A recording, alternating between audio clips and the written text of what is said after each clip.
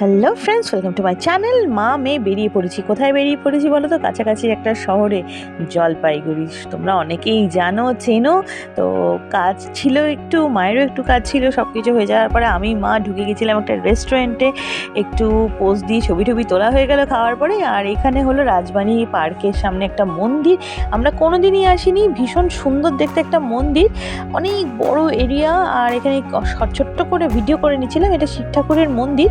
আমরা যারা মানে কুচবিহার চিনি, কুচবিহারের শিবঘাটলা বলে একটা জায়গা আছে সাগরদিঘির পাড়ে, তোমরা অবশ্যই জানবে। তা জানলেও যাই হোক, শুনে নিয়ে তোমরা দেখতেই পারো। আর তার মতো অনেকটা আমার লেগেছে, কারণ বড় চাতাল রাজবাড়িরই মন্দির এটা। ঠিক রাস্তার উল্টো দিকেই রাজবাড়ি জলপাইগুড়ির। আর এটা হলো সেই বড় চাতালে বসার বিশাল জায়গা, বন্ধুবান্ধব মিলে আড্ডা মারার জন্য পারফেক্ট। যারা জলপাইগুড়িতে আছো তারা তো অবশ্যই হয়তো ভিজিট করেছো। আমার এটা কিন্তু ফার্স্ট টাইম ছিল। খুব ভালো লেগেছে। আমি অনেক প্রশংসা শুনেছিলাম আমার যারা আত্মীয়রা থাকে তাদের কাছ থেকে। আর যারা দেখোনি তারা কিন্তু মাস্ট ভিজিট প্লেস এটা।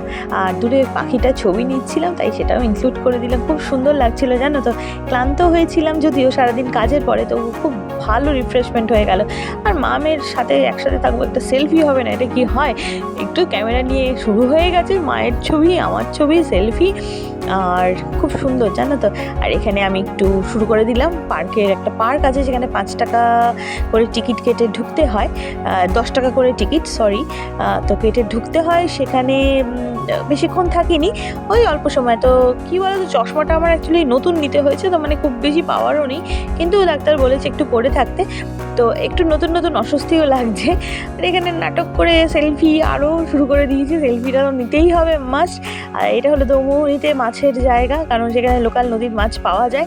তোমরা যারা জানো না, অবশ্যই দৌমুহুরি বিকেলবেলা করে ভিজিট করবে, অনেক ভালো ভালো মাছ পাওয়া যায় এখানে। আবার বড় বড় গাছ দেখে মা সেখানে বসেই পড়েছে, খুব ভালো লাগছিল। তোমরা কিন্তু বন্ধুরা অবশ্যই আসবে জানো তো।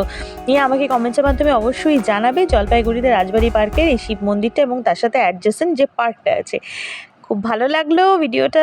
লাইক কমেন্ট শেয়ার অবশ্যই করো। আজকের মতো আসি তাহলে, টাটা।